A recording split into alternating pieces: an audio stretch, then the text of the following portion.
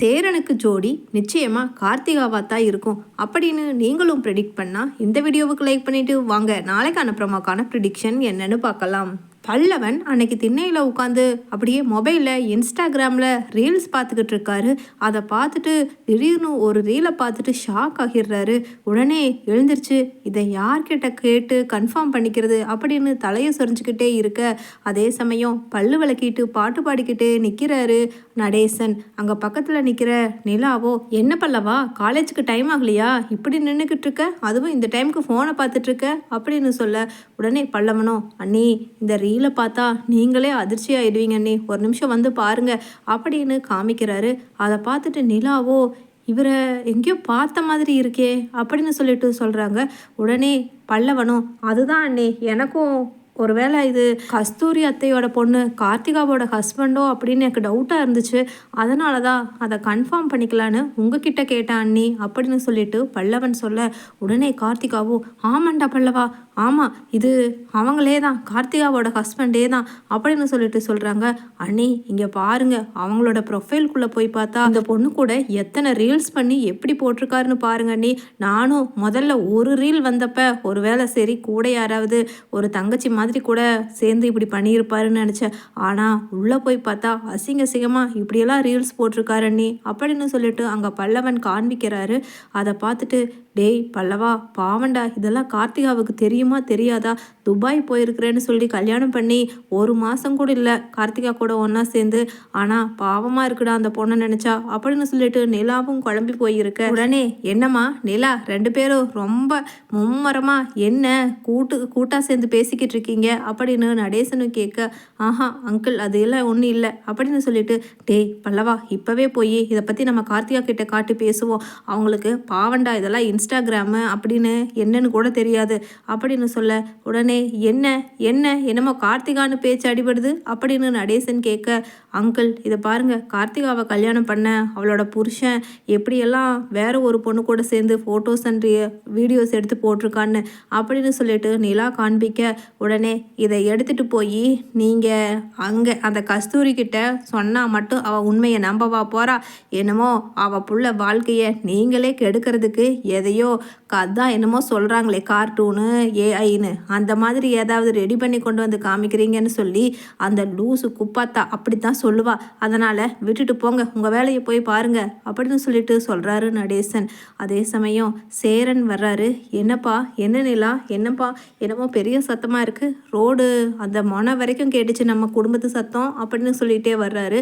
அப்படி இருந்தாலும் அண்ணே ஏண்ணே உங்கள் முகம் ஏனோ வாடி போயிருக்கு, நேரமே வந்துட்டீங்க அப்படின்னு சொல்ல, உடனே இல்லைப்பா எனக்கு நேற்று நைட்லேருந்தே ஏனோ மனசு சரியில்லை அப்படின்னு சொல்ல, அண்ணே எங்களுக்கும் தான், இங்கே பாருங்கள் கார்த்திகாவோட வீட்டுக்காரர் பண்ணுற வேலையை அப்படின்னு ரீல்ஸை காண்பிக்க, அந்த ஆள் சரியில்லைங்கிறது எனக்கு நேற்றே தெரியும்ப்பா நிலா அப்படின்னு சொல்லிட்டு சேரன் சொல்கிறாரு.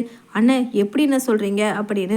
கார்த்திகா நான் நேற்று காய்கறி வாங்கிட்டு மார்க்கெட்லேருந்து திரும்பி வரும்போது என்கிட்ட பேசிச்சுப்பா எல்லா விஷயத்தையும், அவங்க மாமனார் மாமியார் அப்புறம் கார்த்திகாவோட வீட்டுக்காரர் ஃபோன் கூட அட்டன் பண்ணுறது இல்லையா, கார்த்திகா ஃபோன் பண்ணா அப்போ உண்மையிலேயே இவன் மேலே பாசம் அக்கறையும் இருந்தா ஏதாவது கணவர் 1 மாதம் 2 மாதமாக ஃபோனை அட்டன் பண்ணாமல் வெளிநாட்டில் இருப்பாங்களாப்பான்னு இல்லை எனக்கு மனசு, அதனால தான் நீ கூட கேட்டியே அண்ணே ஏன்னே தூங்காமல் வெளியில் உட்காந்துருக்கீங்கன்னு, இதை நினச்சிதான்ப்பா நிலா நான் வெளியில் உட்காந்துருந்தேன் அப்படின்னு சொல்லிட்டு அங்கே சேரன் சொல்கிறாரு. அதே சமயம் அங்கே கார்த்திகா வீட்டில் கார்த்திகாவோட அம்மா கஸ்தூரி, என்னடி வந்தவ அப்படியே இங்கேயே டேரா போட்டுட்ட, திரும்பி ஊருக்கு போகலான்னு அபிப்பிராயம் இருக்கா இல்லையா மகாராணிக்கு அப்படின்னு கேட்க, உடனே கார்த்திகாவோ, ஏம்மா ஏன் நான் வந்து 10 நாள் தானம்மா ஆகுது, 10 நாள் கூட நான் நிம்மதியாக இருக்கக்கூடாதாம்மா அப்படின்னு பாவமாக கேட்டுக்கிட்டு இருக்காங்க கார்த்திகா.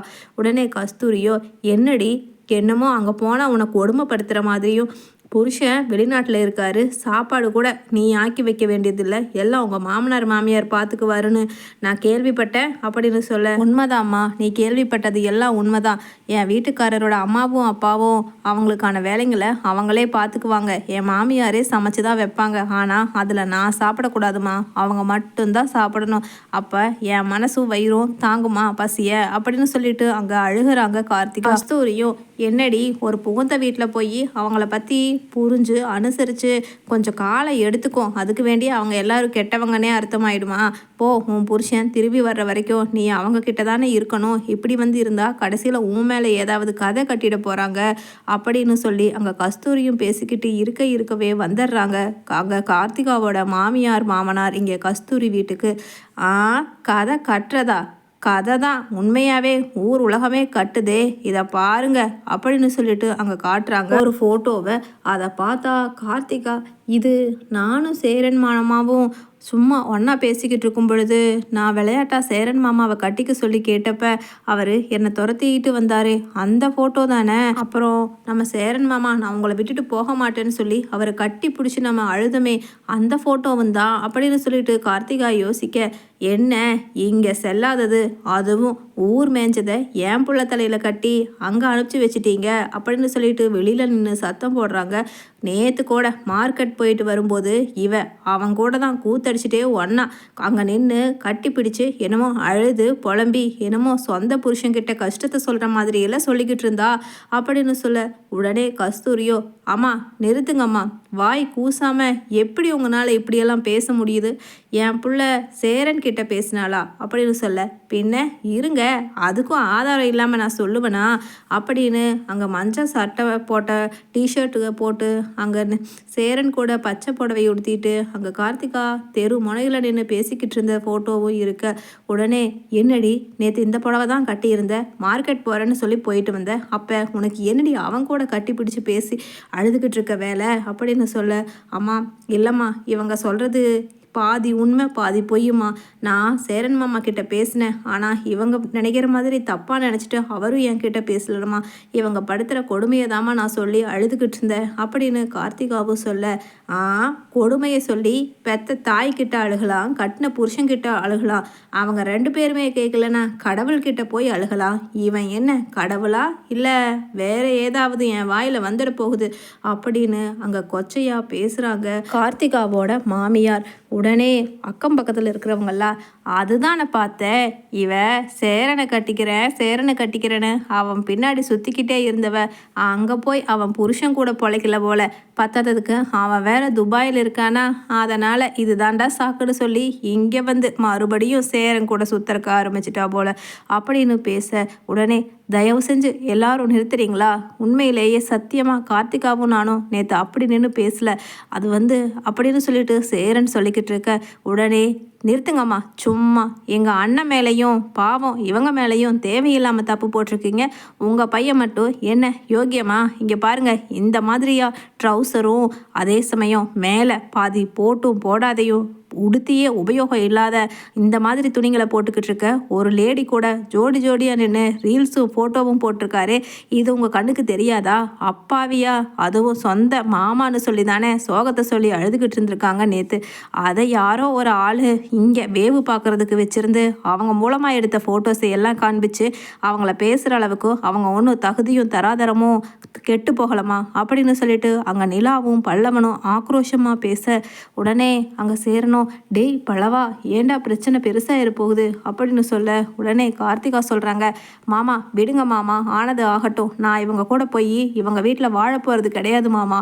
நீங்கள் இதை பாருங்கள், இந்த ஆள் நான் 3-4 மாதமாக ஃபோன் அட்டன் பண்ணவே இல்லைன்னு சொன்னேன்ல, அதுக்கு காரணம் இதுதான் போல, எனக்கே இப்போ தான் தெரியும் அப்படின்னு பல்லவன் கிட்ட இருக்கிற ஃபோனை வாங்கி பார்க்க, உடனே நான் இதை உங்களுக்கு எடுக்கணுங்கிறதுக்காக சொல்லலை, ஏன்னா இத்தனை தப்பாக உங்கள் மேலே பழி சுமத்தும் போது இப்போ கூட நான் அமைதியாக இருந்தேன்னா அப்புறம் எனக்கு என்ன அர்த்தம் அப்படின்னு சொல்லிட்டு தான் சொன்னேன் அப்படின்னு நிலாவு சொல்ல, இல்லைங்க நிலா, கண்டிப்பாக நான் விவாகரத்து வாங்குறதுங்கிறதுல ஏற்கனவே 90% உறுதியாக இருந்தேன். அந்த 10% எங்கள் அம்மா பெரிய மாமா அவங்க 2 பேரோட வற்புறுத்தலால் தான் யோசிச்சுக்கிட்டு இருந்தேன் அப்படின்னு சொல்லிட்டு அங்கே கார்த்திகா, வெளியில் போங்கடி, இனிமேல் சட்டப்படி என்னமோ நான் பார்த்துக்கிறேன் அப்படின்னு சொல்ல, உடனே அங்கே கஸ்தூரியும், பின்ன ஏன் பிள்ளைய பேச வந்துட்டா, உன் பிள்ளை இப்படி ஊர் மேயிறவளை கூட சுற்றிட்டு வெளிநாட்டில் திரியறான், அதை விட்டுட்டு இங்கே உத்தம புத்திரியான என் பிள்ளைய பேச ஆரம்பிச்சிட்டா அப்படின்னு சொல்லிட்டு கண்டபடி பேச, அத்தை வேண்டா அத்தை, இப்படி அசிங்கமாக பேசினா அவங்களுக்கும் நமக்கும் வித்தியாசம் இருக்காது அப்படின்னு சேரன் சொல்கிறாரு. அதே சமயம் மாமா என்னை கல்யாணம் பண்ணிருக்கீங்களா மாமா அப்படின்னு கையை பிடிச்சி அழுகிறாங்க கார்த்திகா. உடனே சேரன் அப்படியே அதிர்ச்சியில் நிற்கிறதுலேருந்து அண்ணே அண்ணே அப்படின்னு நியூஸ் பேப்பரை எடுத்துட்டு ஓடி வர்றாங்க. சோழனும் பாண்டியனும் என்னடா ஆச்சு அப்படின்னு அங்கே மனசுக்குள்ள சந்தாவை அப்படின்னு யோசிச்சுக்கிட்டு இருந்த சேரன் பார்க்குறாங்க. எல்லாருமே அண்ணே இங்கே பாருங்க, நம்ம சந்தாவை கல்யாணம் பண்ணாதது நல்லதா போச்சு. அவங்க வடநாட்டிலிருந்து வந்த திருட்டு கும்பலா, எப்படியாவது யாராவது ஏமாளி கிடைச்சா லட்சமாக பணத்தை கேட்டு கறந்துட்டு போய் 10 நாள் 15 நாளில் வேற யாராவது மறுபடியும் ஏமாத்துறதுக்கு குரூப்பாக வேற நாட்டுக்கு போயிடுவாங்களாம். அது மாதிரி இந்த சந்தா நம்மளை ஏமாத்திட்டு 25 லட்சம் கிடைச்சா சுருட்டிட்டு போடுறதுக்கு வந்தவனே அப்படின்னு சொல்ல, உடனே நிலா சந்தோஷத்தில் அண்ணே எப்படியோண்ணே சந்தா விஷயமும் இப்படியே முடிவுக்கு வந்துருச்சு கெட்டவன்னு சொல்லி, அது நடக்காதது ஒரு நல்ல விஷயம் இருந்திருக்கும் போல, நமக்கு கார்த்திகா தான் நம்ம வீட்டோட மூத்த மருமகளாக வரணும்னு இருந்திருக்கும் போலண்ணே அப்படின்னு எல்லோருமே சந்தோஷமாக அப்படியே ஆற தழுவி கட்டி அணைச்சு கண்ணீரோட ஆனந்தத்தை பகிர்ந்துக்கிறாங்க.